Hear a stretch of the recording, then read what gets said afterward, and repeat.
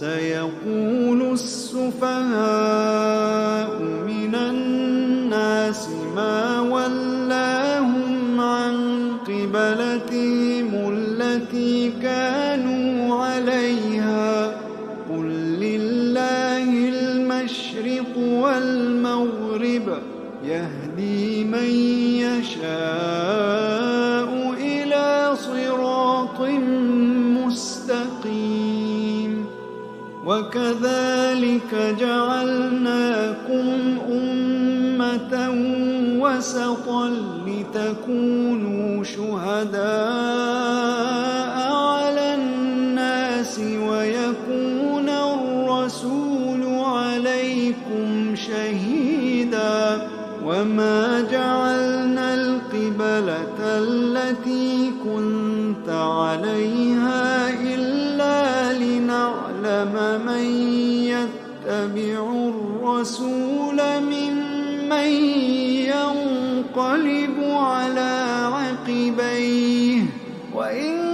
كانت لكبيرة إلا على الذين هدى الله وما كان الله ليضيع إيمانكم إن الله بالناس لرءوف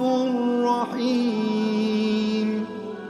قد نرى تقلب وجهك في السماء فلنولينك قبلة ترضاها فول وجهك شطر المسجد الحرام وحيث ما كنتم فولوا وجوهكم شطره وإن الذين أوتوا الكتاب ليعلمون أنه الحق من ربهم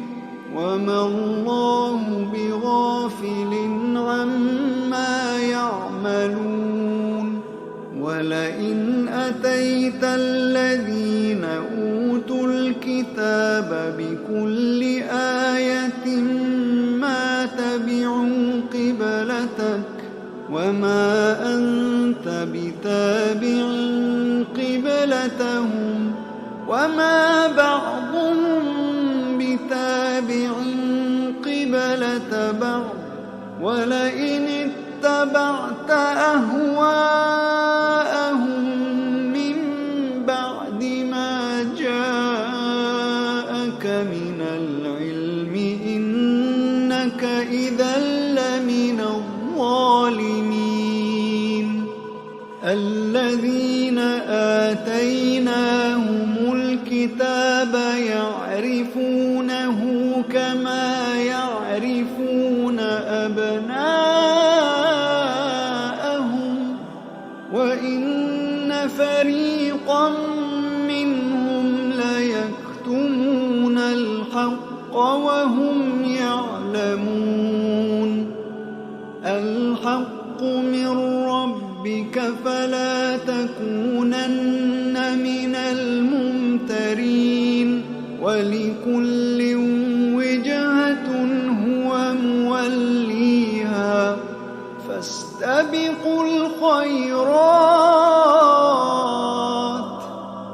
أينما تكونوا يأت بكم الله جميعا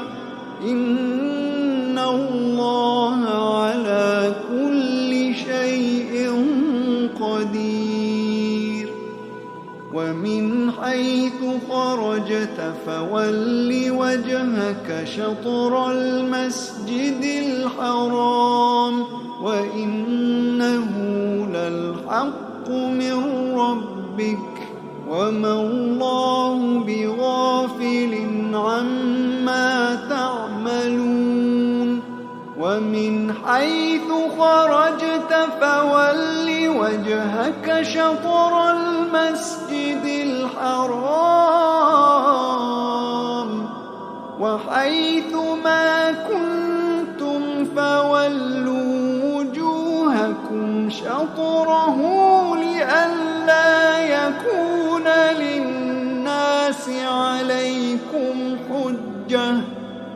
لئلا يكون للناس عليكم حجة إلا الذين ظلموا منهم فلا تخشوهم واخشوني ولأتم نعمتي عليكم ولعلكم تهتدون. كما أرسلنا فيكم رسولا منكم يتلو عليكم آياتنا ويزكيكم ويعلمكم الكتاب والحكمة ويعلمكم ما لم تكونوا تعلمون. فاذكروني أذكركم واشكروا لي ولا تكفرون. فاذكروني